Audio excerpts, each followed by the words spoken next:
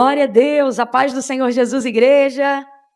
A paz do Senhor Jesus para todo mundo que está acompanhando aí com a gente. Em todo o Brasil, e eu ouvi o Pedro aqui também dizer que tem gente em Portugal, então a gente está muito chique. É todo mundo que está nos acompanhando internacionalmente também. É uma honra, é uma alegria. Eu estou muito feliz de ter a oportunidade de estar participando de um evento tão bem pensado e aonde fica óbvio que a única intenção e o único interesse essencial de cada um dos organizadores desse evento foi realmente glorificar o nome do Senhor. Eu conversava com Pedro Henrique, esse que vocês acabaram de ouvir agora, esse adorador, e ele também é carioca, lá do Rio de Janeiro, junto comigo. E eu disse, Pedro, você sabe que na hora eu demorei até a entender, porque eu falei, rapaz, esse pessoal tá investindo passagem e tal para trazer a gente para pregar pela internet. Ele disse, eu também demorei a entender. Porque algo assim, é um investimento onde ficou claro que o que vocês estão fazendo é para a glória de Deus. Não haveria uma quantidade de pessoas aqui, a igreja local aqui está seguindo todo o protocolo, está todo mundo de máscara, trabalhando aí pelo tamanho da igreja, dentro daquilo que eu estou vendo, no mínimo aí trabalhando 30% ou 20% na margem de público exigido, né? Então está todo mundo obedecendo tudo direitinho, e aí dentro de tudo isso a gente vê que assim, o propósito deles é esse, Senhor, nós estamos fazendo para a Tua glória. E por que eu estou compartilhando isso com todos vocês que estão nos acompanhando aí agora? Inclusive eu me envolvi, vesti literalmente hoje essa camisa, ele vem para almoçar, pediu o pessoal aí que me acompanha no Instagram para seguir a live, não porque eu pregaria diante de Deus, não por isso, mas porque eu vi todo o engajamento da galera aqui de Rio Vermelho, para que o nome do Senhor fosse glorificado. E eu só estou fazendo questão de falar isso para todo mundo que está acompanhando a gente, para vocês entenderem que vocês estão participando, ainda que pela internet, pela fibra ótica, pelo satélite que está compartilhando essa informação aí, esse vídeo onde você está chegando, você está sendo envolvido num ambiente puro. No ambiente onde a essência é que Deus se manifeste. Então, nós queremos liberar como igreja de Deus, como ministros de uma nova aliança, como sacerdotes de uma nova geração, que a mesma atmosfera de glória que nós estamos sendo envolvidos aqui, vocês também serão aí, aonde vocês estão, pelos comentários, na casa, no quarto, pela televisão, pelo celular, aonde você estiver tendo a oportunidade de acompanhar, que essa atmosfera, que esse ambiente de glória, que essa graça poderosa do Senhor também te alcance. E aonde você está aí agora, que o Senhor também te alcance com o batismo do Espírito Santo com fogo, que haja revestimento de poder. Se houverem enfermos, serão curados pelo poder da palavra de Deus. Nós ministramos agora para você que está no hospital, acompanhando pelo telefone de uma enfermaria, como disse o Pedro aqui, assim como Pedro disse para Enéas lá na Bíblia, nós liberamos aqui sobre a tua vida, Cristo te dá saúde, haverá testemunho, oh aleluia, o raio da atuação de Deus está entrando em casas, em lares, e nós concordamos com isso aqui. Então assim, não nos tome por emocionados, nós estamos aqui dentro de um propósito, oh aleluia. A palavra do Senhor diz, aonde estiverem 2 ou 3 reunidos em meu nome, ali eu me manifestarei. Nós estamos aqui em mais de 2 ou 3, e nós estamos profetizando a mesma coisa, um tempo de cura, um tempo de salvação de almas, um tempo de libertação, um tempo de renovo, um tempo onde a depressão vai ter que te devolver para o centro da vontade de Deus, um tempo onde a síndrome do pânico não vai acabar com você, um tempo de renovo, recebe!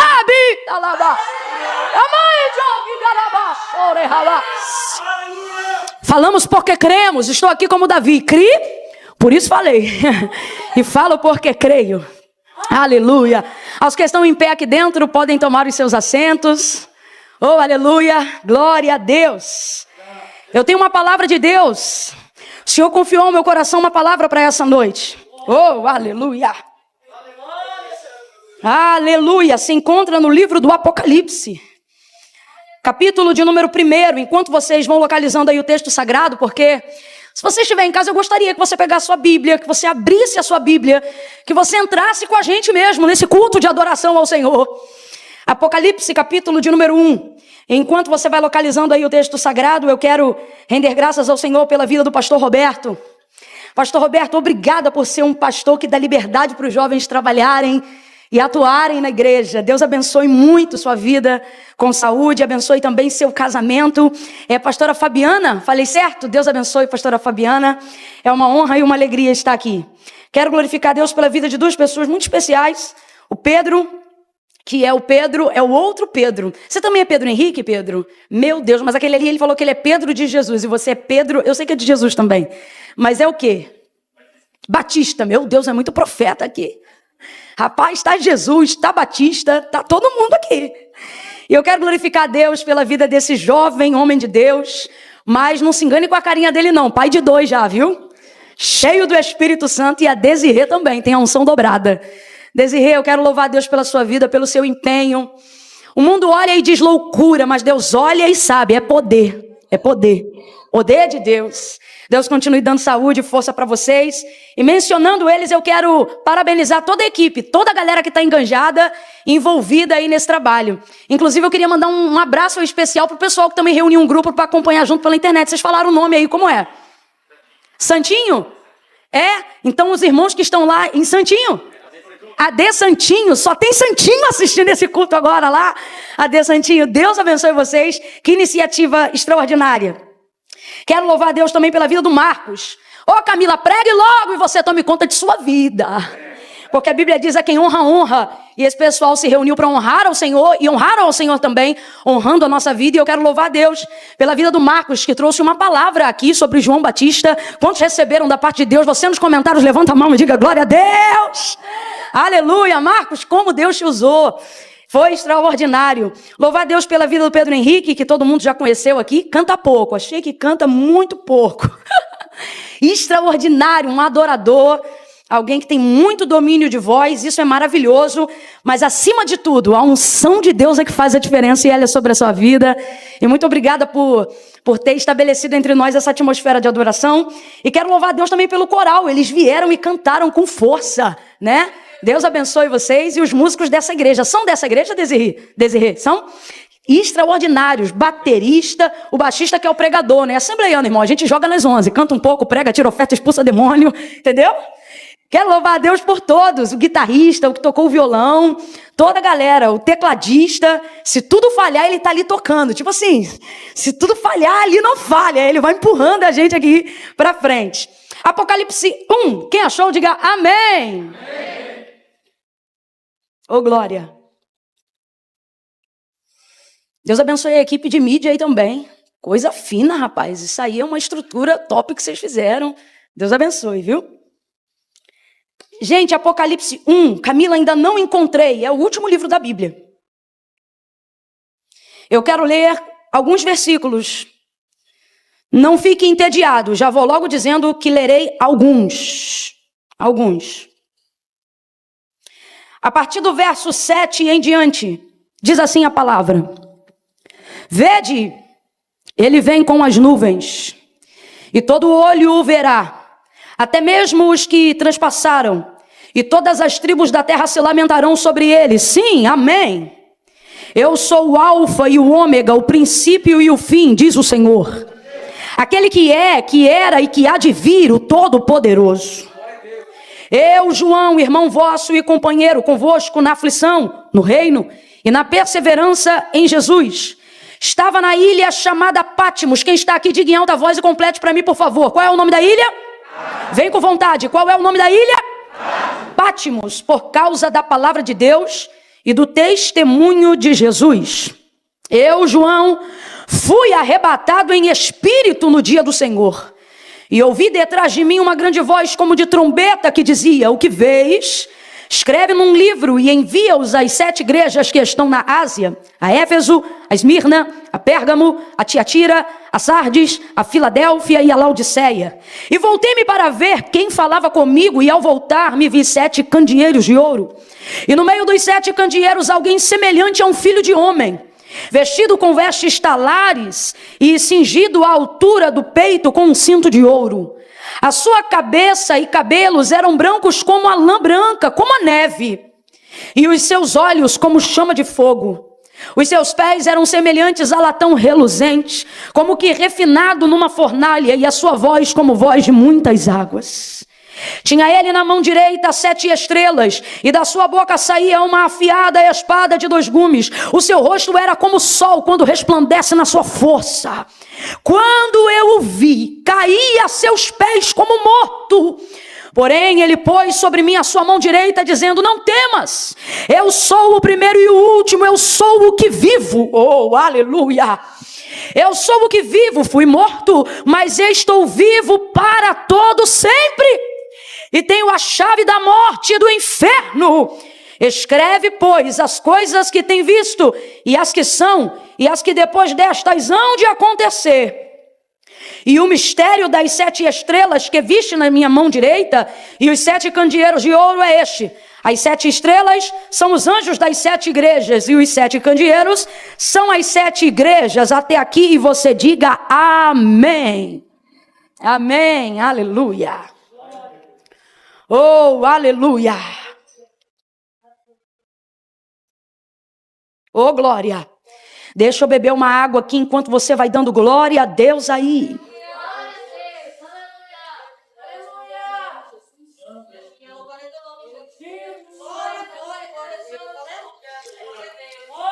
Você nos comentários também pode dar glória a Deus. Mas se você tem poder de fala, nada substitui a adoração de sua boca. Adore ao Senhor aí. Vá pedindo ao Senhor, fala comigo, Senhor, abre a minha mente. Eu preciso não somente ouvir, mas entender a tua voz. Aleluia. Glória a Deus. O livro do Apocalipse é um livro de muitos mistérios, mas alguns deles, na verdade, muitos deles, já revelados a nós. É por isso que não é à toa. O Apocalipse não é o livro dos mistérios, é o livro da revelação. Aqui é para nós revelações extremamente importantes, vitais. Em toda a Bíblia você vai ver muita profecia.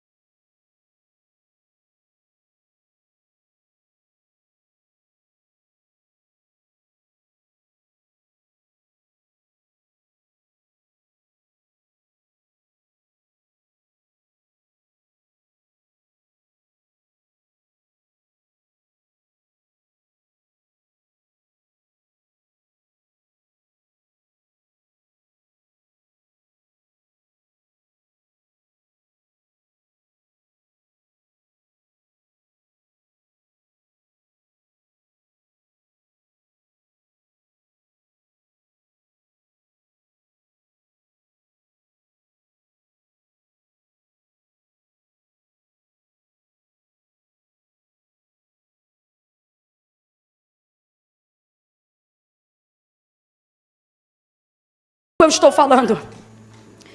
Um crente santo é um perigo para um crente profano. Um crente lavado no sangue do Cordeiro é um perigo para alguém que está na lama do pecado. Um crente cheio do Espírito Santo, com poder para profetizar, é um perigo para quem precisa esconder pecados. Só para você entender por que João estava numa cadeia, num lugar de exílio, aonde conta-se na história que era propício para prisioneiros de alta periculosidade. Mas obviamente eu estou falando de um homem manso, de um homem humilde, de um homem cheio do Espírito Santo. Mas, todavia preso, completa para mim por favor, todavia ele estava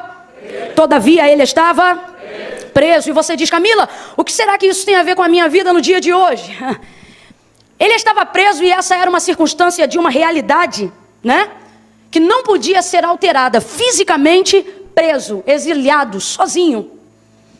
Nessa ilha que tem um nome propenso a trazer morte. Nessa ilha que te humilha. Por quê?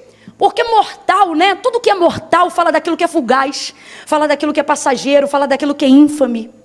Fala daquilo que nos humilha. Paulo vai falar abertamente sobre isso. Por exemplo, todos nós aqui, cada um tem a sua Patmos. Cada um tem o seu lugar de detenção. Cada um tem o seu lugar onde tem sido sufocado pelas circunstâncias. Cada um que está aqui, não se engane, cada um que está acompanhando pela internet aí, cada um tem uma Patmos. Um lugar que te humilha, uma circunstância que te diminui. E Paulo vai falar abertamente sobre isso quando escreve aos Romanos, no capítulo 7. Paulo, nós estamos falando de um homem muito crente. Camila, e o que tem a ver? Tem a ver que ser crente não te tira de Patmos. João era crente. E agora eu estou usando um outro exemplo de crente. Eu estou falando de Paulo. Um dos apóstolos mais interessantes para a igreja. Se por uma desgraça todo o conteúdo de informações do texto sagrado se perdesse e só se sobrassem as cartas paulíneas, todos os teólogos que divergem em vários assuntos concordam no mesmo que eu vou dizer agora. Qual? As cartas paulíneas seriam o suficiente para que a igreja tivesse paradigma de doutrina, fé e salvação. Estou falando de um homem exemplar, de um homem espetacular, de um homem crente até o tutano, como nós diríamos. Mas olha o que este homem vai dizer. Ele não vai usar exemplo de ninguém. Ele vai fazer-se exemplo para quem quer alcançar libertação. E ele diz assim, o querer bem está em mim. Mas ocorre que todas as vezes que eu vou fazê-lo, eu encontro outra lei. Isto é, a lei dos meus pecados que opera sobre a minha carne. Olha isso. Então todas as vezes que eu planejo fazer o bem, presta atenção, gente. O texto diz que Paulo planeja fazer o bem, porque ele é conhecedor do bem que deve fazer. Mas quando ele está às vésperas de executar o bem que ele planejou, ele encontra nessa lei um combate contra o espírito que está nele. E ele vai dizendo assim, o bem que quero fazer não faço, mas o mal que eu não quero. Olha o que ele está dizendo. Aquilo que eu programo para fazer, que eu sei fazer, que eu quero fazer, não consigo fazer. Mas aquilo que eu nem programei fazer, quando eu vi, eu já fiz.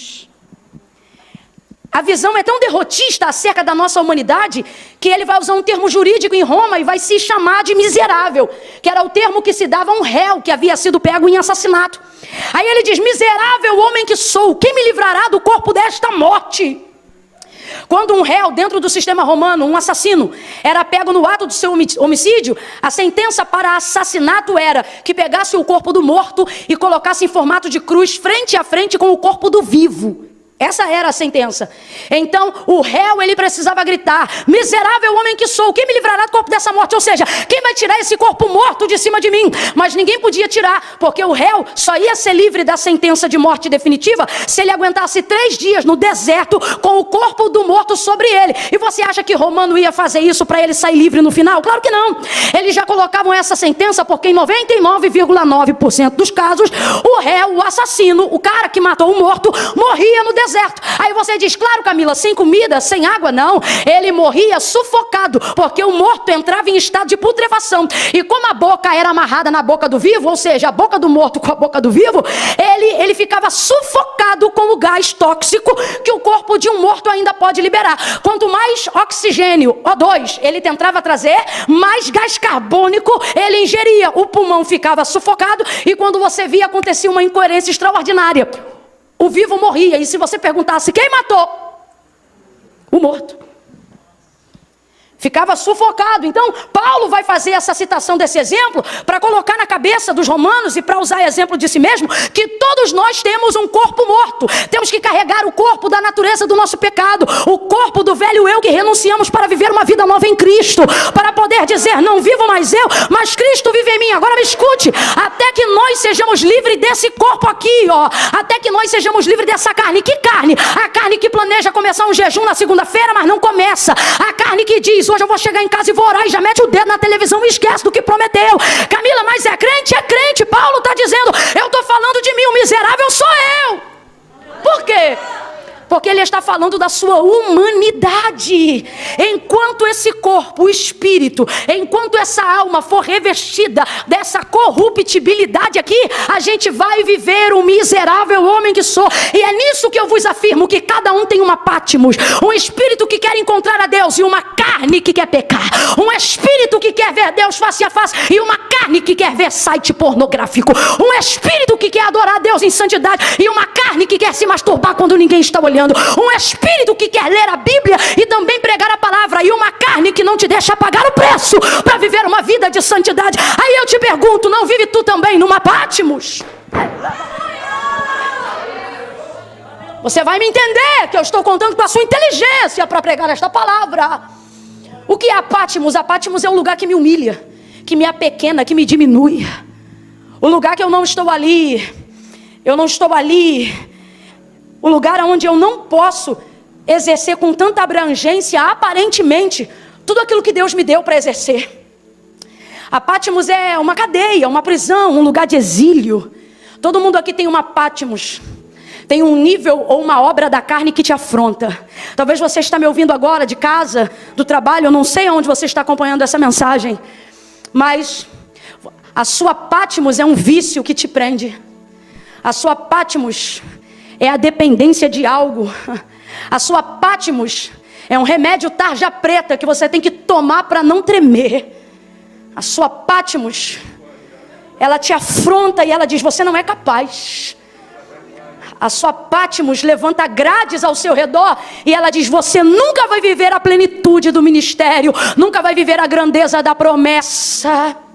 A sua Patmos diz que você não pode pregar como eu prego.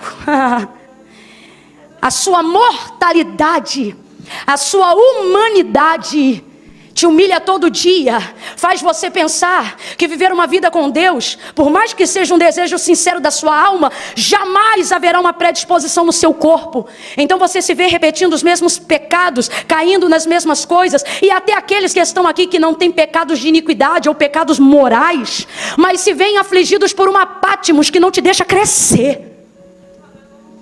Por uma palavra, por um lugar, por uma pessoa, que é como se fosse o carcereiro da tua alma. Alguém que não te deixa evoluir, uma circunstância que não te deixa crer. Mortalidade. Agora preste muita atenção nisso aqui. A minha mortalidade não atrapalha aquilo que Deus pretende fazer. Não.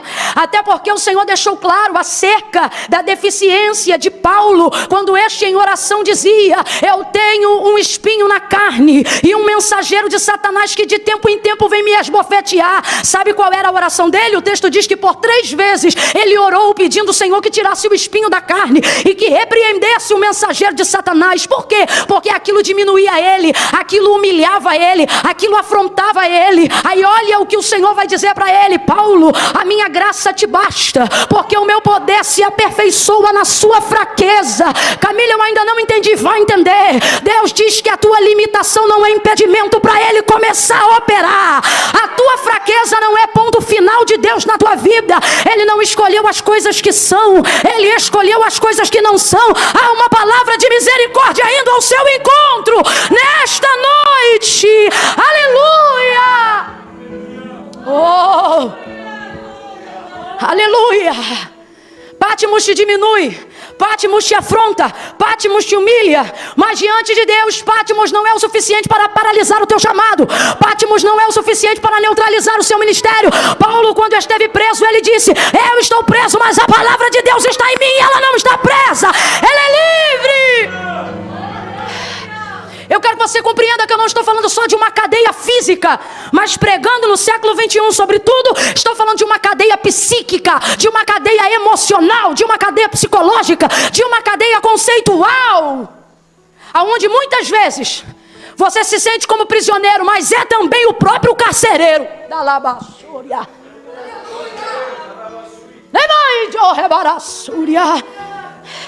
As cartas mais importantes para a igreja viva de Jesus foram escritas de dentro de uma prisão. Camila, eu ainda não entendi. Esse lugar que você acha que é o seu fim é o lugar onde você terá as maiores revelações da sua vida. Este lugar que te diminui, que te afronta, seja uma circunstância, seja geograficamente, fisicamente um lugar, ou seja uma pessoa que te humilha, Deus está usando os meus lábios nesta noite para te dizer: o lugar do teu desconforto será o lugar das maiores revelações que o céu já manifestou. Oh, tem alguém me ouvindo aí? Então prepare-se. Você vai escrever as melhores composições da sua vida, moça. Você vai escrever livros desse cativeiro, rapaz. Ei, minha irmã, Deus vai te dar estratégia de oração que nenhum círculo de oração nunca antes de você teve para a igreja atual. Você está entendendo o que Deus está dizendo? Oh, Patmos limita você, mas não limita Deus. Patmos enfraquece você, mas não enfraquece Deus. Patmos abate você, mas não abate Deus. Quando João é arrebatado em espírito, diga comigo, arrebatado. Vou tentar trocar para miúdos para todo mundo entender. O arrebatamento fala de um rapto. Um rapto. Fulano foi raptado, né? Não esperava, não programava. É como se fosse um sequestro.